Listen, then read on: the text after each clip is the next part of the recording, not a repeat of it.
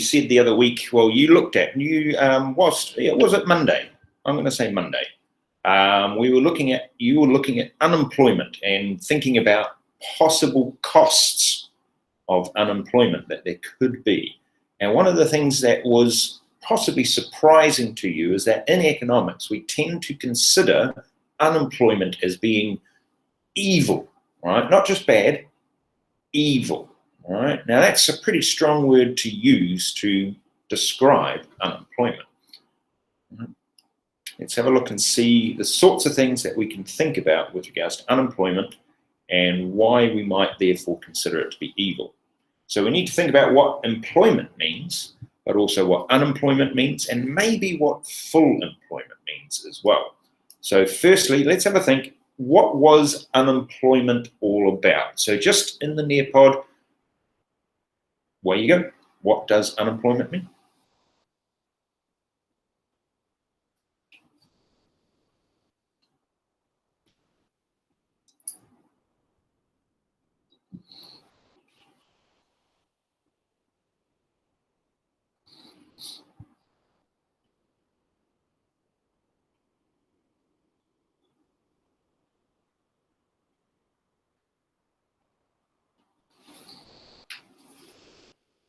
Oh, that's good work, Connor.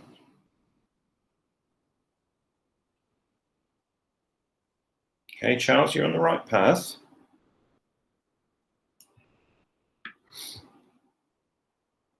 Good work, Tracy. Well done. You're on the right path, yes, well done. Okay, look for the rest of you. Have a go. Just remind ourselves what unemployment was.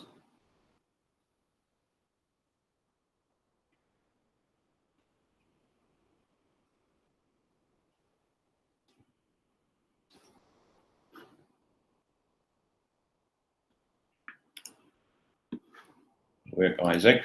Okay, yes, you could have lost the job. That is true. It is entirely possible. Might be also true that you just haven't been able to find a job. So it could be that you lost the job, but maybe it's that you haven't found a job yet. Right? You've been looking for work, but you haven't managed to actually secure any at this point. Right. Okay, so just waiting one more, see how we get on. What unemployment means. You don't have a job, okay. All right, now team, if we think in the context of economics, when we consider unemployment, we can think about a big picture with regards to unemployment, we can, and we can talk about resources that are used in the production process, and some of those resources are being employed, i.e. used, other resources not being employed, i.e. used. So you could suggest that there's unemployment of resources. However, if we think in terms of the labor resource, the people, okay, then when we're considering unemployment, what we're wanting us to get to is quite a strict definition in a way, which is very similar to what we've got. Let's have a look here. Tracy shared with us. Willing and able to work, actively seeking work, but are unable to find any. So there's almost three parts to it. You know? So the idea is that they're willing and able to seek work. They're willing and able to work, right? That's the first part of it. So if you're not willing, then you're not going out there to look for work because you're not willing to. Able, that's obviously your ability. So if you aren't able to work at all physically, then you're again probably not going to be looking for work. So then the next part is that you have to be actively looking for work. Now, different governments in different countries will have different understandings of what it means to be actively seeking work. It might be looked for a job within the last 2 weeks, looked for a job within the last 4 weeks, right? It just depends on the country, perhaps, and their particular policies. And then unable to find any, right? Absolutely right. Well done, rock stars. Okay, that's what we're talking about. The idea that you can be unemployed is greater than just the idea of not having a job, particularly as a definition for economics, because we're thinking from a government point of view, we're wanting to reduce the amount of unemployment. So we need to have a really clear, very specific definition of what unemployment is, so that when we reduce it, we can be quite clear and accurate with the actual amount of reduction, right? And the way we reduce it as well. Quite often what we're going to do is we're going to use statistics in order to back up our information. So if we're wanting to say the government has been successful in reducing unemployment, we're going to need to have numbers with regards to that. So we are going to do a little bit of calculating with regards to unemployment too.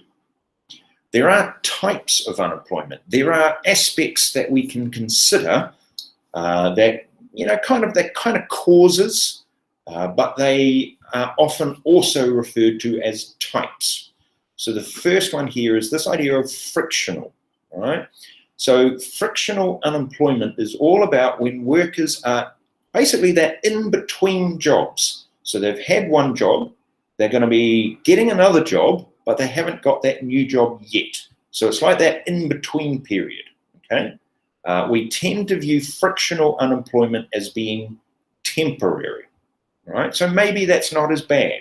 Maybe unemployment, if it's frictional, we don't need to worry so much about it. We might like to reduce the time period that people are frictionally unemployed, but maybe it's not a particularly bad type of unemployment.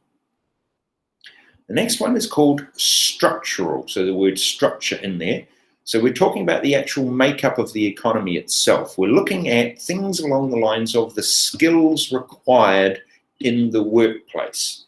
And we know this. We have this as some sort of in the background knowledge that there are changes. There's a lot of technological change that's occurring, even right now, right, in the world.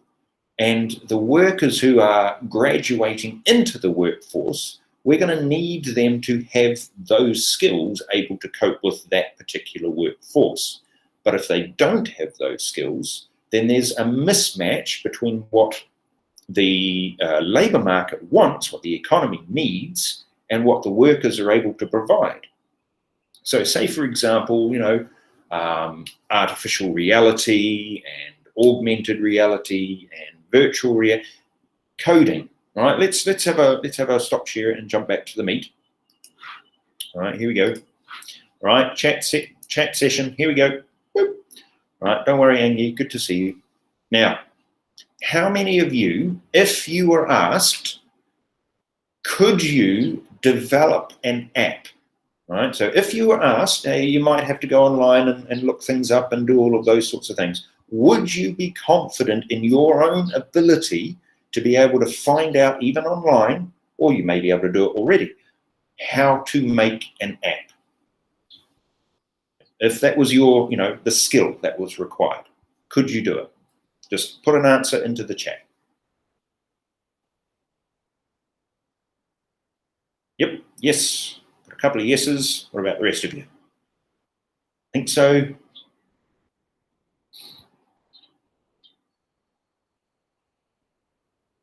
With enough tries, yeah.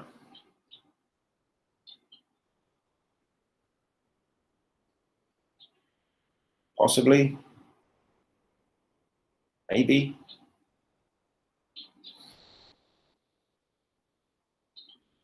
Yes, perhaps. Now, there is a reason why I talked about apps, right? Particularly, it's obviously the modern sort of technology.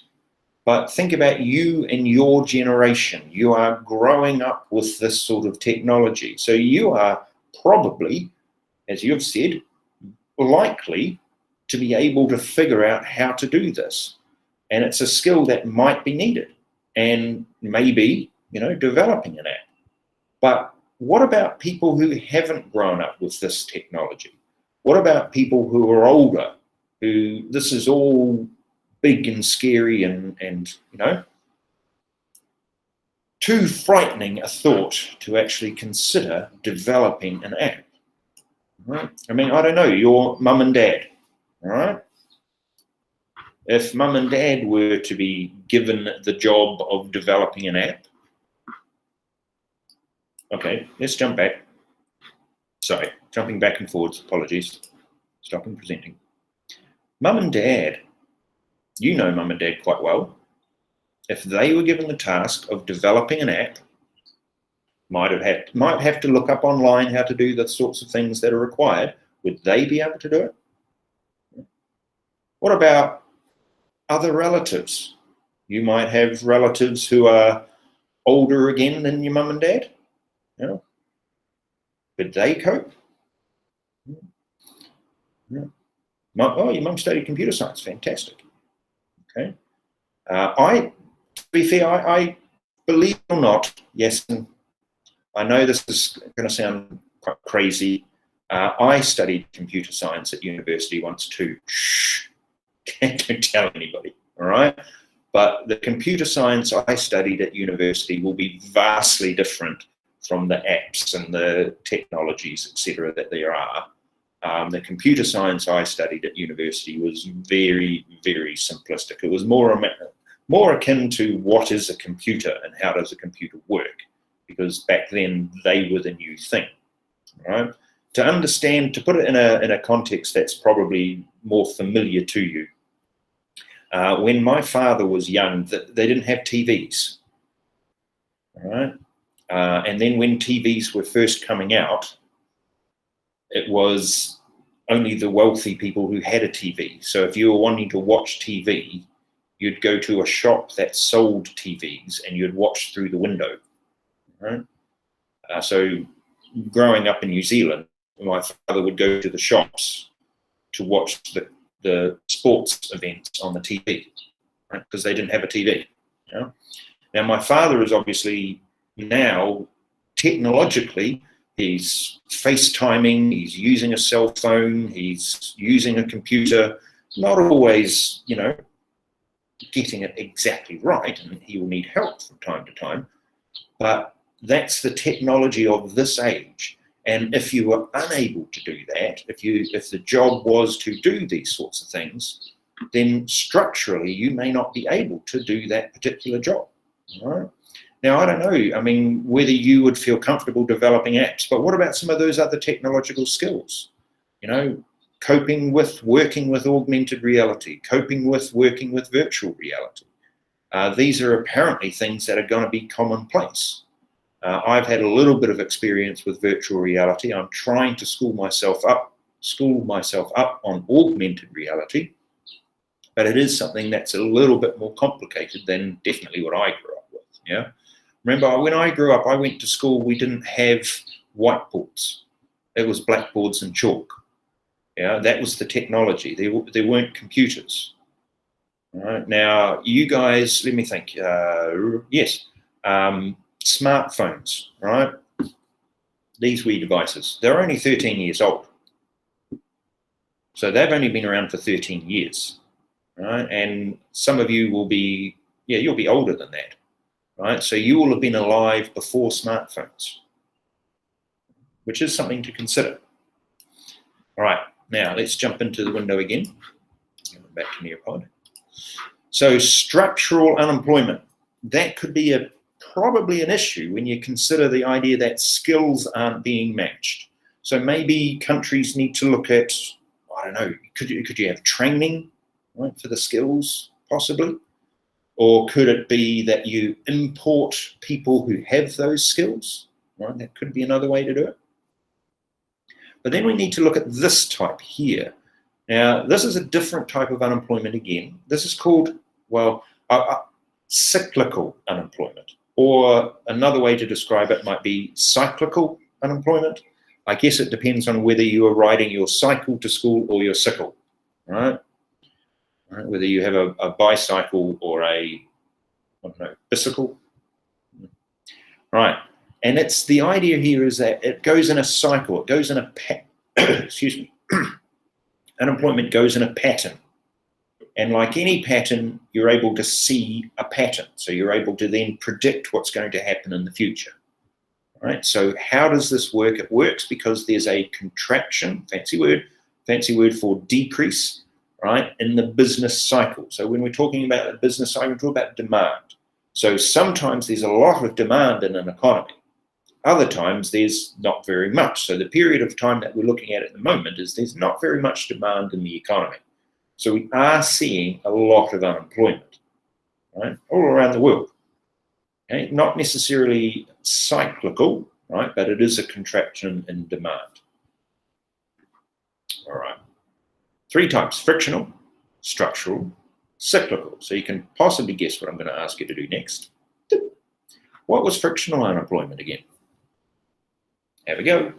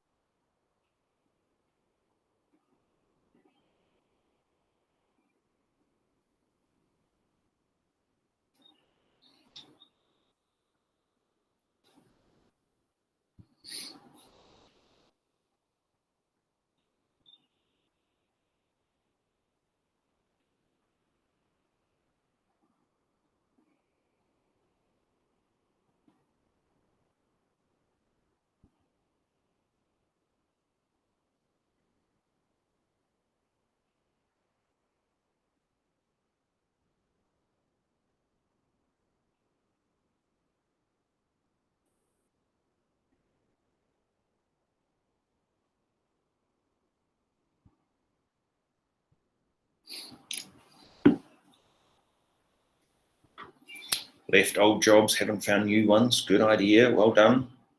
Yes, absolutely right. Good work, Connor. Very well explained. Leave their jobs and search for new ones. Yes, absolutely. Okay, Charles, what have we got here? Yes. Leaving jobs, search for new one. Okay, good. Well done, Charles.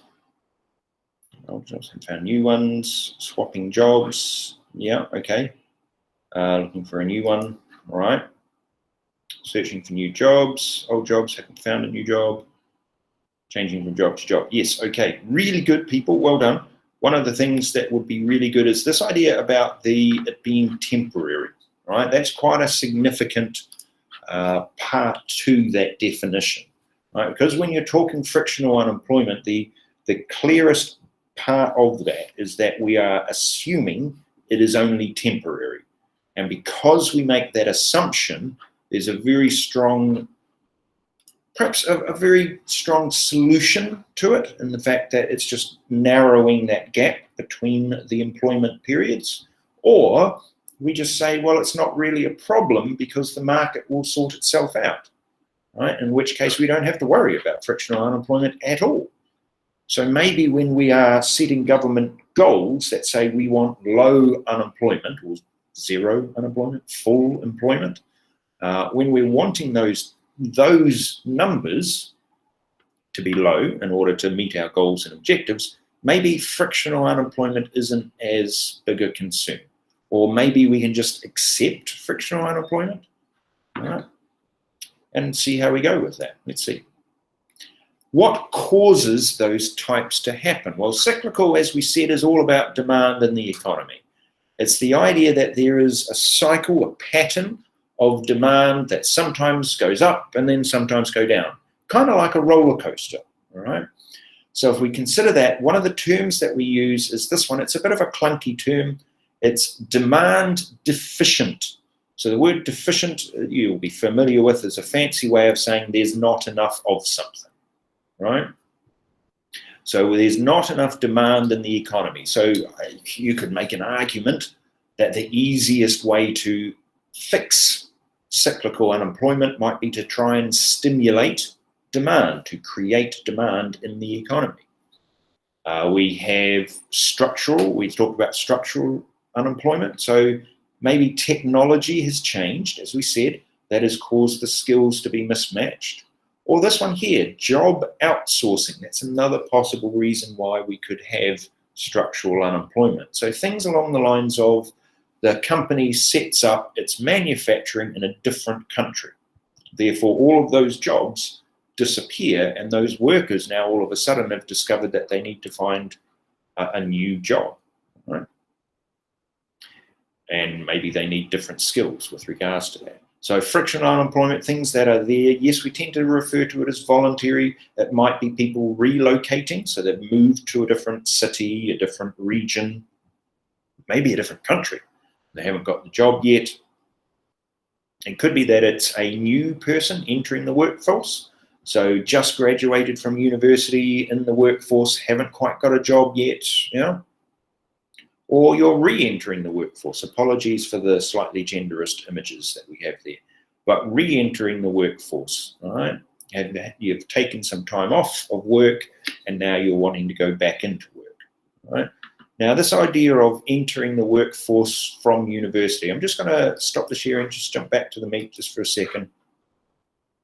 One of the things that I remember quite vividly is periods in time in New Zealand, but also in other parts of the world, where there has been so much demand for workers, for labour, that it's been almost impossible to fill those jobs. There hasn't been enough workers to fill the jobs. And I've got vivid memories of two things happening, right? One thing was in America, you're talking about, I think it was the 2000s, the early 2000s potentially, maybe a bit before then, maybe the 90s. And they needed people in the big companies. They needed people in these big companies, but they couldn't get them the right people, the right skills fast enough into those businesses. And they wanted to guarantee that they had them. So what they ended up doing was, and this is not a word of a lie, this is what they would do, is these big businesses in America, they went to the high schools, right? And they went and they identified key students within the schools, okay? And they would say to that student, we want you to come and work for us, right? So PricewaterhouseCoopers, whoever it is, we want you to come and work for us, okay? And they would approach the student, we want you to come and work for us. And the way we would guarantee that you will then come to work for us is we will pay for your university, right, degree, okay? And then you'll come and work for us after your university degree. But they are approaching people in high school, so your age. So the big businesses out there, the Microsofts, the whosoever wills, turn up to school, come in and see you. First one I see is Tracy. Tracy, we want you to come and work for Microsoft. You'll do this job. This is how much we'll pay for you. Sign on the contract. You have to agree. Sign on the contract, and then they agree to pay all of your university costs. That's how desperate they were for workers. Now, that happened in America, right? It wasn't that long ago, okay? There was a similar period of time in New Zealand when some businesses were doing that as well.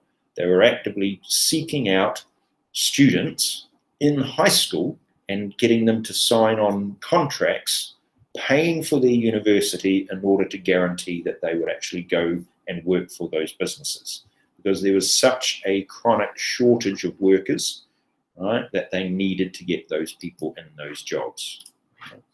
Now, that sort of thing can happen. It's quite a rare phenomenon, right? But those who newly enter the workforce, you tend to assume that there will be a period of time at which it takes them to get a job.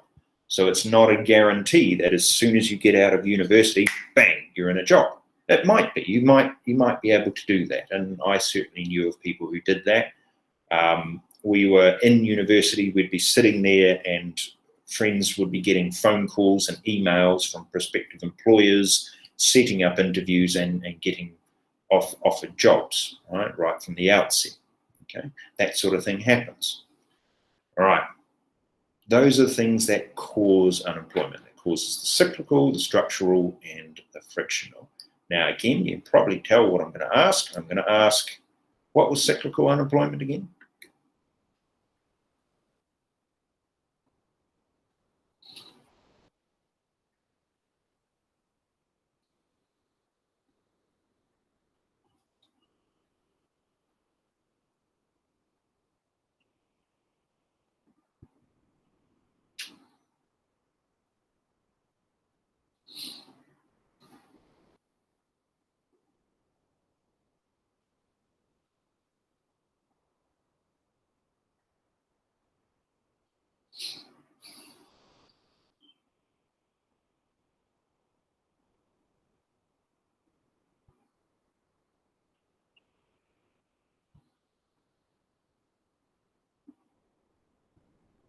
Good work, Charles.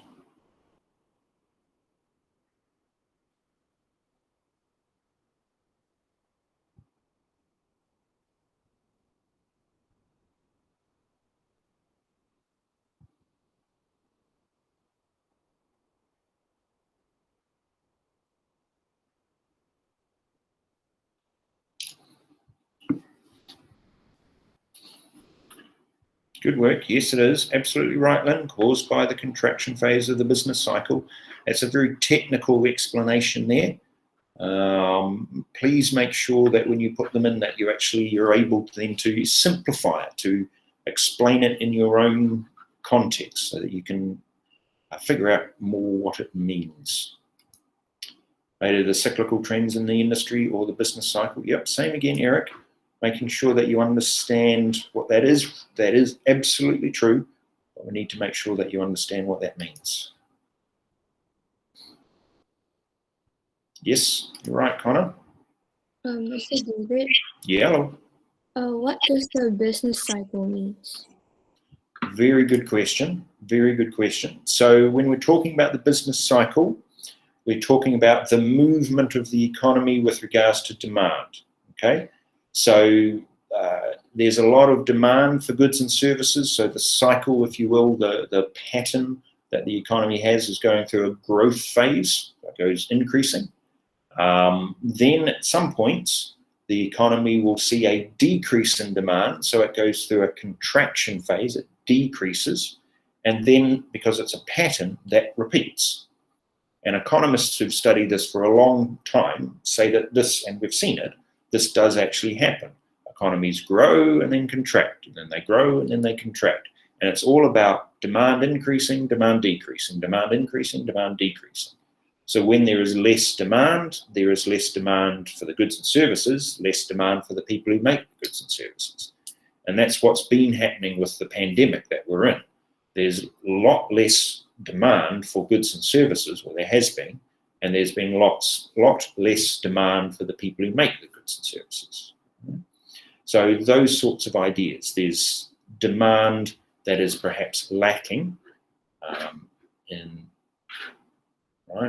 the cycle, in the business cycle. Got it, thank you. No problem. All right, so we jump back in there. And it's quite cool. The actual, sorry? Sorry. So does it mean that cyclic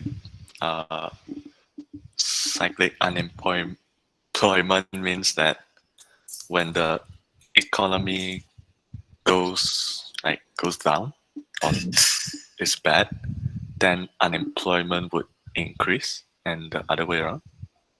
Absolutely, yes, that is the theory. Yeah. So when you're in a downward trend in the economy, as in demand is decreasing, then unemployment should be, in theory, be increasing. Everything's in theory because it's a macro economy, and you can, take everything with what's called a grain of salt. You can look at parts of the economy that actually might be growing and other parts might be shrinking, but it's an on average sort of idea, right? So there's less demand for the goods and services, less demand for the people who make them. So therefore, there should be an increase in unemployment. Absolutely. All right. Thank you. It is probably one of the better types. It's one of the types of unemployment. Cyclical unemployment is one of the types of unemployment that economists like to study, probably more than others, because of the fact that it occurs as a pattern, right? And if it's occurring as a pattern, which I may actually ask you. Yeah, in fact, I'm going to ask you. All right, let's jump back here. Let's stop presenting. In the meet. All right, so in the chat section of the meeting. If unemployment occurs as a pattern, right? So at some points it's rising, at some points it's decreasing. If it's a pattern, what might that allow a government to be able to do? Because it's a pattern. What do you think?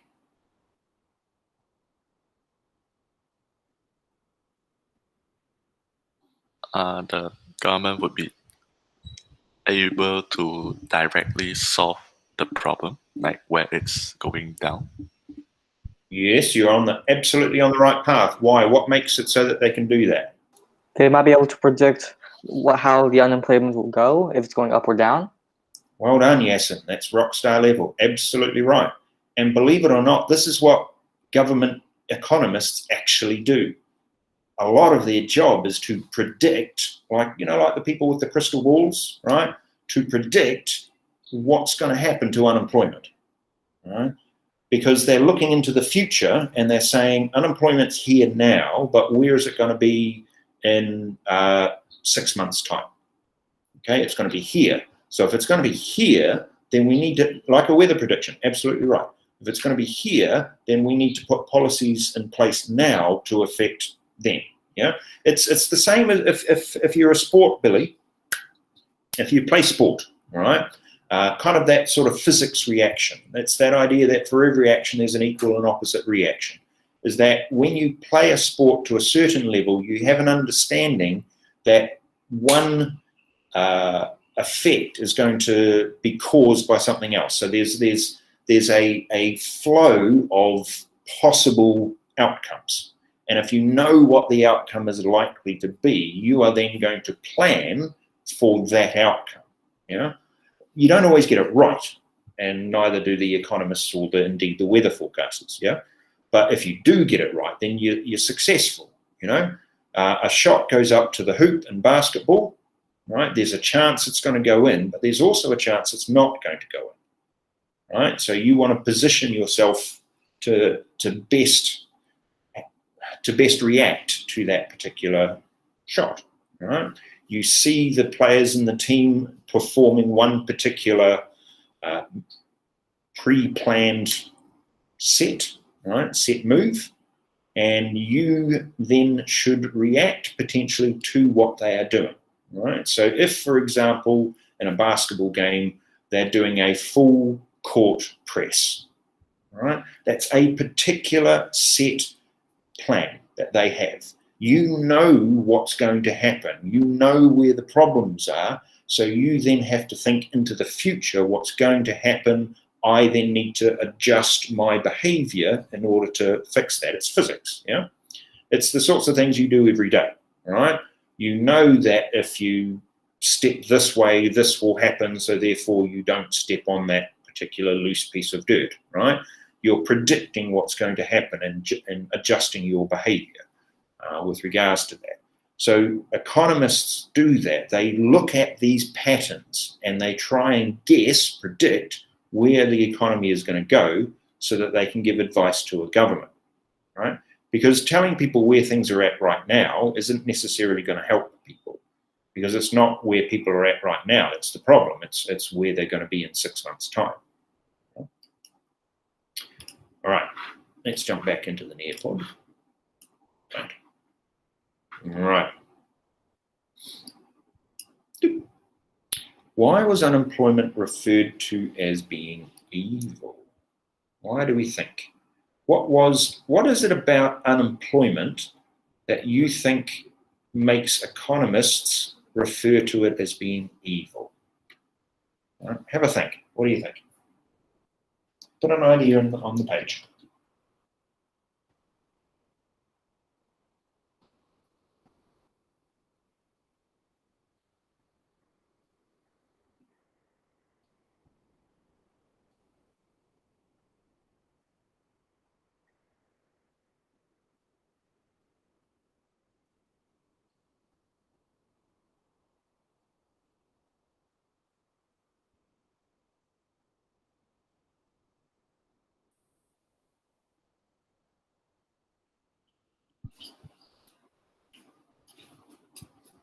Okay, that's a good thought. What about the rest of you?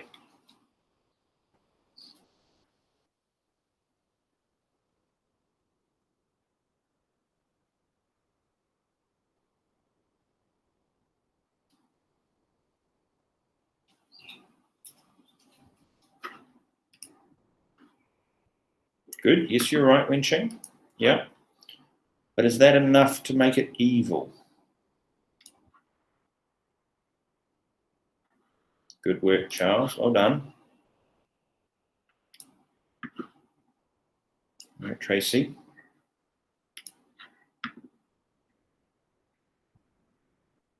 You're Right, Yasin, well done. Yeah, Andy, yes, good. But again, it needs to be a bit more than that if we're saying it's evil. But yes, you're on the right path with that. Wait on a couple more. There we go.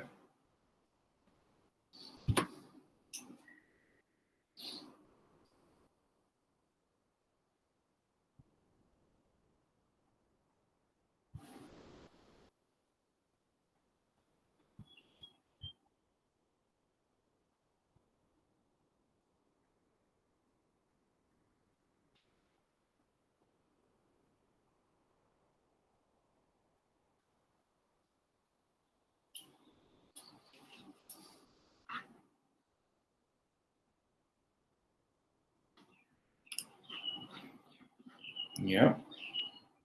Work, Eric. Yeah. Run.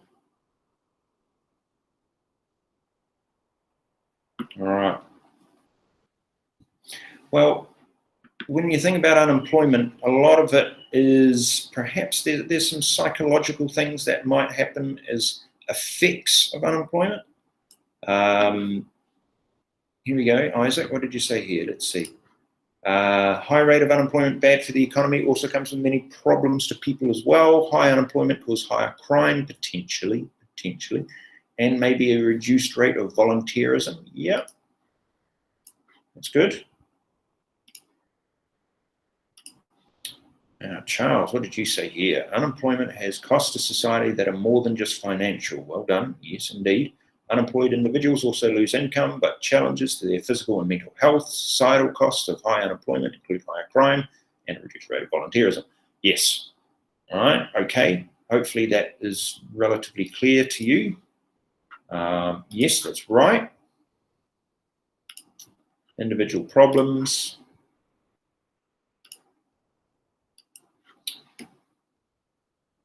I like this one, yes, and this is a good one. Severe problems to the economy. Yeah.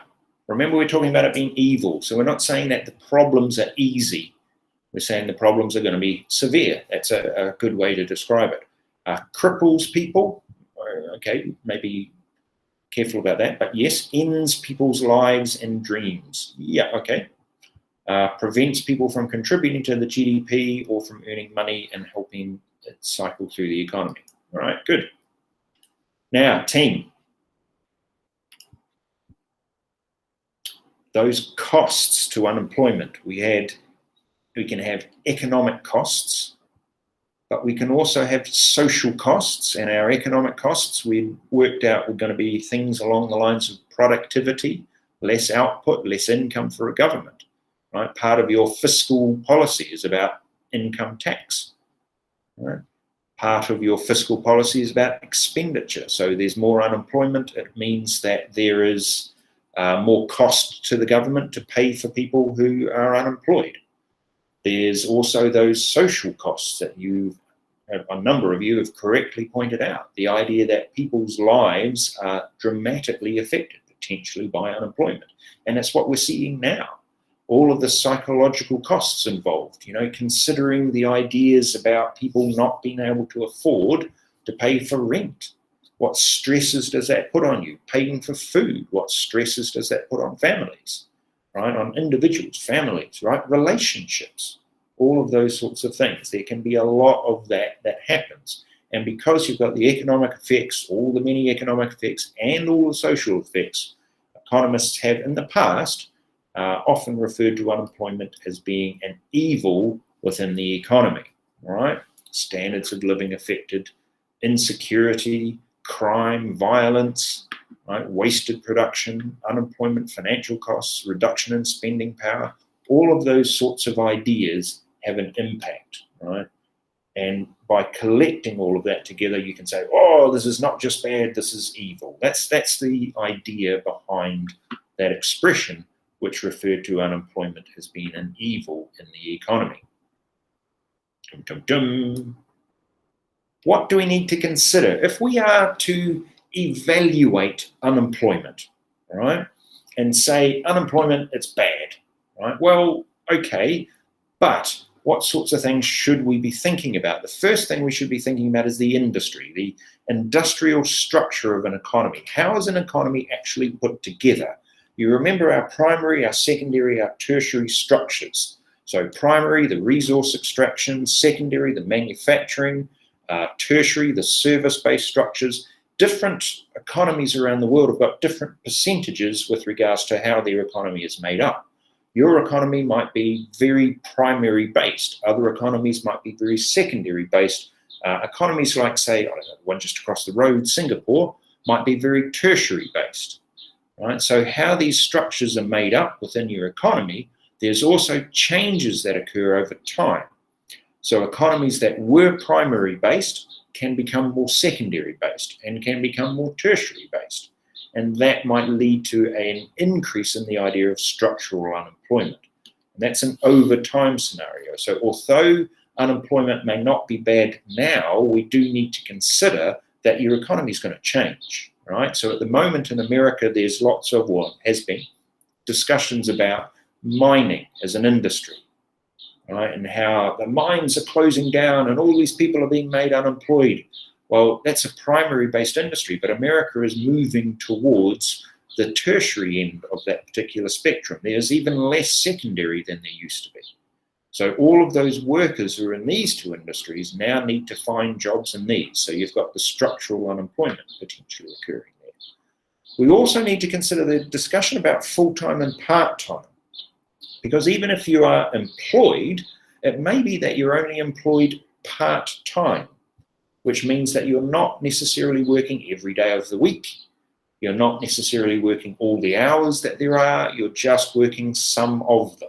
So you are still technically employed, you have a job, you are paid, but you're just not employed for the full amount of time that there is. So some people might actually be employed, but employed as a part-time worker, and they really want to be a full-time worker.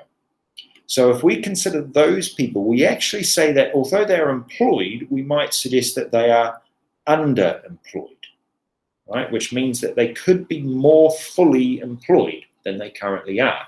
Now, this is the case in a lot of countries in the world, but particularly in America, you'll find in America that there's a lot of workers who work part-time jobs, and they will work 2, 3, maybe 4 part-time jobs just in order to make enough money so that they can afford to live. Okay? Then you've got this idea about unions. Now, when we have a union in a labour market, then we talk about it being an organised section, all right, organised sector. If there's no union, then we say it is unorganised. So when you have unions, you have laws, you've got contracts. It's all about protecting workers' rights. And we talked about how unions can have impacts on labour markets. And we said that when there is a union, there's a chance that a union could actually cause there to be more unemployment because it increases the costs of the workers, the labour. And then we need to think about the idea of skills, right? The skill set. So that skills mismatch within the economy. So what types of employment are available? Looking at the idea of high quality employment and low quality employment. So when we're talking quality, we're talking about skills, right? Now you can have a job, but maybe the job doesn't match your skills, right? Maybe you are much more talented than the job that you are doing. Now, is that the right thing? Is that the wrong thing? You can still therefore be underemployed, but you've got a job. So isn't that good, right? So when we're making these discussions, having these, arguments, right, we need to consider a whole lot of critical thinking, a whole lot more depth in our understanding, okay? So I'm going to stop sharing. I'm going to jump back to the meat. There we go. Now, here's what I'd like to ask you, right? So in the chat section, next one, here we go, very chatty today. Here's the question for you. Let's imagine that you are unemployed. Oh, no, I know. Let's imagine you are. If you were offered a job when you were unemployed, but the job was not at the skill level, right? So it was less than what you were capable of doing. Would you still take it? Okay, so let's give you an example, right? People would come along, you're unemployed, okay, well, what would you do? Would you be prepared to be a street sweeper? Well, you are much more talented than that, but it's the job that's on offer. You'd be employed, you'd get an income. Would you do it? Right? So Charles says if it has enough salary, you will do it. Yes, but quite often those low quality jobs don't have that sort of salary. It's not like you're earning millionaire CEO. All right, so then no. So street sweeper, but low income, not going to take it. But it's an income and it's a job. If there's no other job, you have no choice but to do it, Wenching. No other choice, then yeah. Otherwise, no. Okay, good question, good thinking. Right. And it is something, it's what's happening in the world now, right? Because of the pandemic that we're in, a lot of people have lost the jobs that they were in. Well, exactly. Is it temporary or is it permanent? We don't know. But we do know that there are a lot of people without jobs. And then they look at what jobs are available and they have to make a decision. Should I try and do that job? I can't do my job currently, but what about that job? Like the Grab drivers who drive all the food and things around and people. That's a job. It's a very, choose your hours or however it is that you sort of do that sort of idea. But if you were a business owner, right? I own my own business, then you lose your business. The only job that was available to you was a Grab driver. Would you do it? That's the questions that a number of people are having to answer at this sort of point in their lives. And it's not an easy thing to do. I can give you an example. Would consider it as payment enough to afford living? Maybe. And that's the thing. It might be that you're unemployed, but you might have a family. Right? You're needing to pay your bills. You're needing to pay for food. So maybe you have to take the job. A person who, I won't go into all the details, but this particular individual that I know, they had a job and they decided to go out into business for themselves. This is a long time ago, all right? I am talking decades ago now. They decided to go into business for themselves and their business wasn't successful. Right? And they lost all of their money. So then it was, what do I do? All right. So then they decided to set up another business, right, and become again another business owner, own their own business, right? That business also wasn't successful. They lost all their money. They lost the business, right, to the extent where they owed a lot of money because the business didn't work and they'd borrowed a huge amount of money in order to get the business off the ground. So the next strategy that they had to do was they had to decide whether they were prepared to do whatever it took in order to get an income to help pay for their family and all of those sorts of things. So that's the sort of decision some people are having to make, which is a bit sad in a way, but it is illustrating the idea of the skills that you have and whether the employment that's offered matches the skills that you have and whether you are prepared to take those quality jobs or high quality jobs or low quality jobs, but definitely something to consider when you are discussing unemployment and indeed discussing employment, right? So yes, we're growing a whole lot of jobs in our economy, but are they high quality jobs or are they low quality jobs? Are they organized and have lots of worker rights? Are they full-time jobs? Are they part-time jobs? Right? And which structures, and then what will happen to those structures over time? Right, now, ladies and gentlemen, actually what I'm going to do, I'm going to stop the sharing. I'm going to jump back to the meet now. We're going to finish there for the day. One of the things I'd like you to do, please, is to make sure that you've done the work on the other worksheets that were set. Thank you to those who have. That's really good. Please review what we've been discussing today because this is going to be ongoing. This next little bit. Kind of shiny. And yeah, so review these key terms, work out the understandings, the idea of what unemployment is, its types, the causes of it, all of those sorts of ideas. If you can do all of that, that would be fantastic. Otherwise, as we'd say in the land of my birth, he kōnera, which means goodbye for now. I will Thank you. stop the meeting. Thank you, Mr. Harry.